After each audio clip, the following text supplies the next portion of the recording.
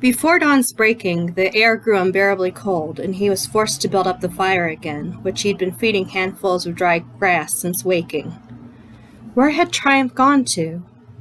Aidan feared he was right about the iron mine.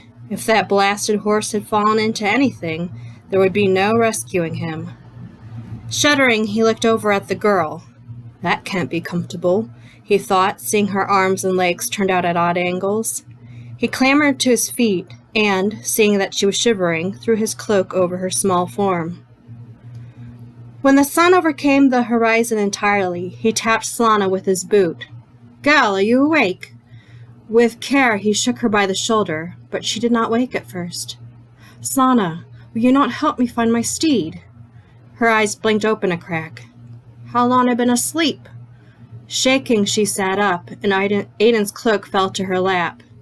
She looked him full on in the face, and it was startling to observe that a blood vessel had burst, making the white of her left eye crimson. "Are you all right?" He scarcely could wait for her answer. He needed to find Triumph, the poor beast. Slana started to stand and crumpled to the ground. "I'm fine." Her voice was rather soft. "I'll be up in a boat presently." Wasting not another moment, Aidan ran off into the woods surrounding their alcove, feeling for poles. When there were none significant to be found, Aidan closed his eyes and felt for the absence of things.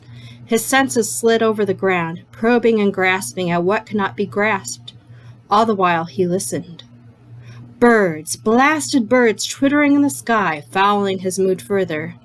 He pushed his explorations deeper and wider. Nothing.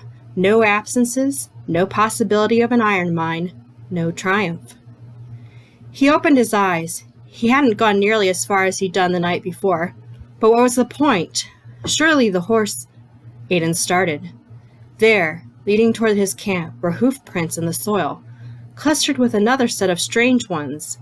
He followed them back to camp. Any sign of... She stopped herself when their eyes locked. "Do you know which way he went?" Aidan stared off in the opposite direction that he had just explored, and he could feel from her pole that she was trying to keep pace with him. "Sir, please wait, I ain't meself just yet."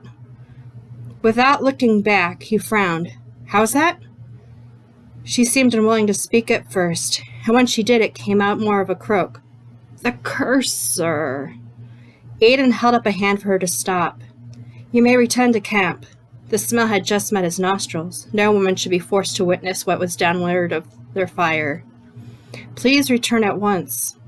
It was all he could do to keep his voice from breaking on the words. He hoped he was wrong. If he were a religious man, he'd be praying that he was wrong. "Go back." Slana ignored that and continued her approach. Handkerchief drawn, he looked back over his shoulder and handed her the cloth. "You're going to need this, then." He summoned the sword he had taken from her and, parting a cluster of branches, stepped toward the source of the stench. Thanks for listening.